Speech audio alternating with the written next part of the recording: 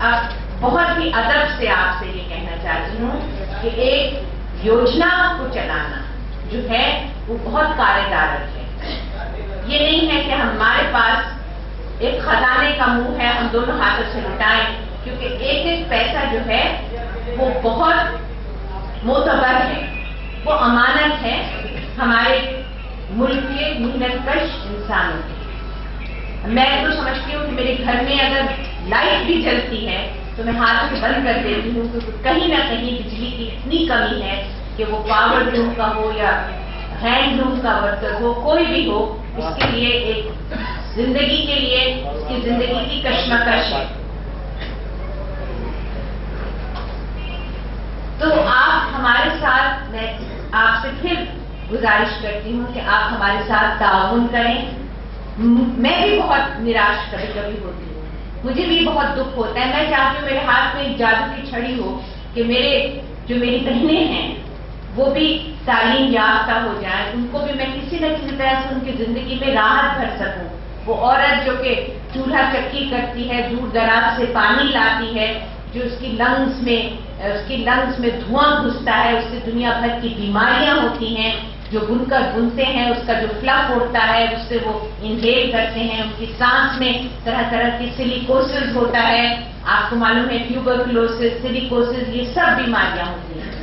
مگر یہ ایسی ایک اتنی بڑی مہم ہے کہ اس کو صبر سے، تحمل سے اور کنسٹرکٹیولی دیکھنے کی ضرورت ہے.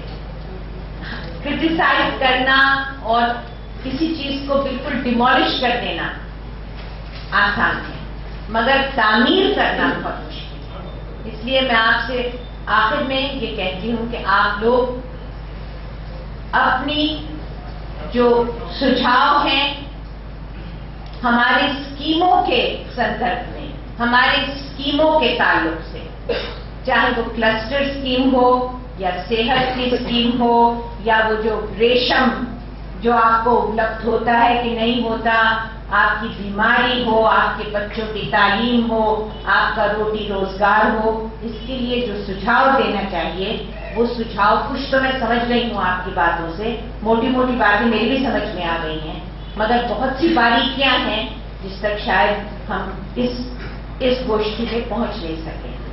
اور آخر میں کہتی ہوں کہ بہت ہم بھی تھک چکے ہیں.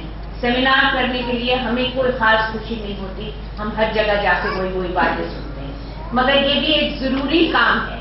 اور اس کے لیے میں لینن صاحب کو یہ مبارکباد دیتی ہوں کہ انہوں نے پھر بھی آپ سب کو اکٹھا کیا، آپ کی آواز ہمارے کانوں میں ڈالی، تاکہ ہم کل جب جا کے اور اپنی یوجنا کا جو ایک بیورا دے سکیں تو ہم کہیں ہاں ہمارے سامنے 200 بہنیں اور بھائی بیٹھے تھے، انہوں نے ہمیں جو بنارس کی تصویر دکھائی وہ ہندوستان کی تصویر سے کچھ ملتی جلتی ہے. خدا حافظ. جے